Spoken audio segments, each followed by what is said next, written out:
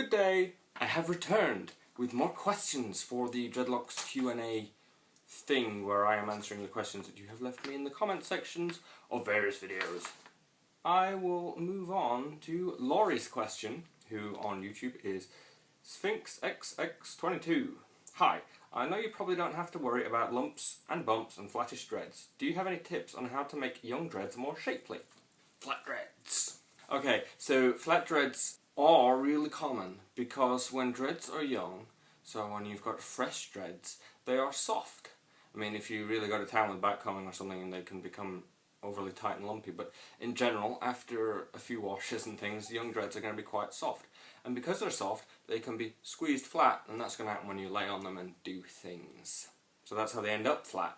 With regards to making them not flat, you can palm roll them and you can rub them. If you've seen my drying video, a thing that I do with towel, I don't have anything to hand.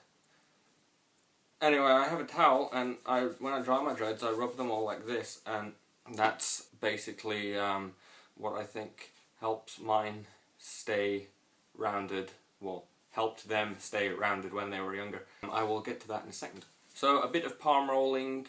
I often sort of say, oh, palm rolling is silly, because I think palm rolling is silly if you think it's going to really help the dreads mature any faster or lock in loose hairs, but when it comes to shaping younger dreads, it can help them. Over the long term, though, I don't believe it would be the palm rolling that is giving them the shape, and I will get to that in a minute. What happens when dreads get older is that they get tighter and more compact, and that sort of happens relatively uniformly, and they get rubbed and bashed around during daily life. So as they mature, they end up round, because it's not like, I mean, even if you're laying on them, they're going to be not always laid on in exactly the same position. So as long as your sections are roughly square or round and not sort of rectangular, then the dreads that grow out and the dreads that mature should be pretty round. So you can palm roll or include some rubbing in your drying in the short term, and then over the long term the dreadlocks will hopefully round themselves out. There are cases where people end up with the tips staying pretty flat, but as long as the sections are roughly square, the dreads that grow out will be round. Next one is from Hannah, who is LikeDemDreads. My dreads are 2 months old. Some have half-inch or 1-inch sections in the middle of the dreadlock that have simply not dreaded. Instead, there will be large unknotted loops or straight soft hair. I'm concerned that the dreaded hair on both sides of the gaps are keeping the hair still so it can't lock. Do you have any advice, or will these gaps fill themselves in time? Thank you. The problem that Hannah is experiencing is where it's sort of dreading here and dreading there, but not dreading in the middle. It's not the most common problem, but it can happen. At the start of the comment, you said that your dreadlocks are only 2 months old, and since they're only 2 months old, I would basically just recommend that you relax and give them a bit more time. If this problem is still persistent and still persisting in, more months down the road, then there might be a requirement to do something about it. Basically, if your dreads are even starting to get locked up and, maturing and locking up in any part of the dread at 2 months, then that is all good.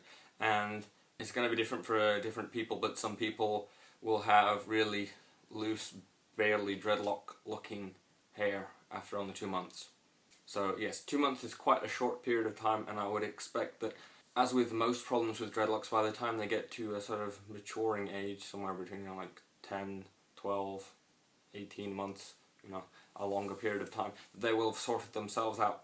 With regards of things that you can do to speed them along, I would be cautious, because if you have dreaded hair and then loose hair and then dreaded hair, you don't want to put too much stress on that loose hair in the middle, because there'll be weight of the dreaded hair, and it's just loose hair, it's not as strong. So if you're trying to palm roll those dreads, then it could be sort of twisting in that middle bit and causing stress there. You can do things like maybe try wool rubbing it or putting some sea salt on, but again, be careful, especially with sea salt, because if you're going to dry those hairs out a lot, and if they are stressed, you don't want to break them. So I would just recommend giving them a little bit more time and I would imagine that they will start to even out with their locking. Question from R123423. Do you think you'll ever cut your dreads? Yes. Next question. I would imagine that I will cut them at some point in my life. I like them, and I like them more than I would like having any other hair. I am very fond of my dreadlocks. But if there was a sort of fork in the road where it was dreadlocks one side, something else on the other side, then, you know, I'd have to balance everything up. I often go through at least once a year when they stress me out and piss me off, and I'm like, oh, I'm going to cut these off, and I never do. So. But I'm not going to sit here and go, oh, I'm going to keep my dreadlocks forever, because I just don't know what life is going to throw at me. AshyBeccaable? Question. Have you had any trouble with dandruff with dreads, and or what advice do you have to manage or get rid of it? I think it's quite common for people with dreadlocks to have some dandruff. I get dandruff. I think most people will have it in a little bit or in some way, shape or form. There are things you can do about it. My super deep cleanse soak has rosemary oil in it, and rosemary oil is good for soothing the scalp and helping alleviate dandruff problems. So I like to try and do a deep soak, and I recommend doing a deep soak once every month, once every 2 months. It will help soothe your scalp and also remove any residue from the dreadlocks that might also further be irritating your scalp. But with a more day-to-day dandruff problem, or if it's really extreme and you just really need help with it, then I know some people use T-gel shampoo. There are other dandruff shampoos, you know, like Head and Shoulders being the big one, but they will leave residue. I never used T-gel shampoo myself, but I am aware that some people have used it to great effect. So if you want to try using some T-gel shampoo, which is, you know, like a dandruff shampoo that you can pick up, I assume, at shampoo places, you can give it a go. In fact, you can give most shampoos a go. You can try out most shampoos and find out whether they work for you and whether they leave residue, and, you know, either they'll work for you or they'll leave residue and they don't work for you, and you can always use a deep soak to remove the residue. So I would recommend trying T-gel, just because I've know that some people have had success with that rather than Head and Shoulders, because when I had bad dandruff I did try Head and Shoulders and I used it for a few washes, and it does remove the dandruff, but very quickly after only a few washes I started to get, you know, the little residue building up in the tips of my dreadlocks and then dust sticking to it, and it was not nice to start getting the lint build up in the tips of the dreads only after a few washes. Head and Shoulders is definitely not a residue free shampoo. Marie Faith. I've seen people put synthetic hair added as an extension. What are your thoughts about that? The cons. Okay, so many people like to put extensions on the end of dreadlocks. Dreadlocks are always going to be shorter than the hair you started with, and many people dream about having really long dreadlocks, so you can sort of speed it along aesthetically by putting in extensions. The cons of using extensions, whether synthetic or not, are that they are going to cause some stress on the dreadlocks. So it's not a particularly good idea to put extensions on really young dreadlocks. I would wait until they started to mature, because you kind of want the hair to be able to lock up rather than being held in place with the extension and cause stress on the tips. Once the dreadlocks have matured and start to get a bit more solid in the tip, it's also a lot easier to attach an extension to it. The main sort of issue that I think you'll find with the extension is the washing and drying. I've mentioned previously with a question about wool dreads that they will work out fine as long as you're particularly careful with the washing and drying.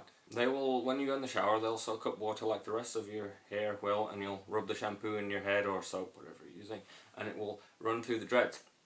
Now the connection between the extension and the dreadlock, you know, it's going to be sewn in there and stuff. So when you're trying to rinse the soap through the dreadlock, what can happen is it gets stuck in sort of the junction between the extension and the dreadlock. So you will quite quickly get residue building up there if you're not careful. And also you've got to make sure that you're really rinsing the dreads and the extension, and then paying extra care and attention to the junction between the two. And also, if you jump quickly between short dreads and long dreads with the extension, which is generally what's going to happen. There can be things like not being prepared for how much longer it's going to take to dry the dreads. With shorter dreads, the water, when you squeeze it out, is just going to have to run a short distance. With extension, it's got to be squeezed through the dreadlock, through the junction, make sure you're not getting any residue there, and then out through the extension. You know, there's just more hair there to dry. So you've got to be particularly careful that you're letting the dreadlocks completely dry, otherwise they're going to start to get smelly and mouldy and unpleasant. And also there's the weight. I tend to keep my dreadlocks reasonably, they're sort of a medium length. I cut them to this length because really long dreadlocks, where the real hair extensions, synthetic extensions, you know, are going to have a lot of weight to them, especially when they're wet. So even though my dreadlocks are only this length now, when I go in the shower and fill them up with water, it gets quite heavy and I can definitely feel it. So if you're not you have to be prepared for the extensions to be pretty heavy when they get wet. Again, another reason why it's not great to put them on young dreadlocks is you don't want long extensions that get really heavy to be pulling on soft, loose young dreads. I hope that has sort of cleared up the cons of extensions. Though many people have them, it's perfectly fine to do it, as long as you know you're particularly, you have to be a little bit more careful, a little bit more conscious of the fact that you know there is more dread there, and there is a sort of bottleneck when it comes to the washing and rinsing of the dreads.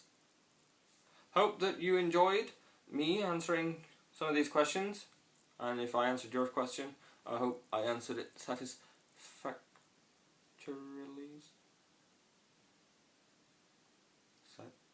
Yes, okay, that word. My mind has my mind has gone completely blank. I can't use words anymore, sorry.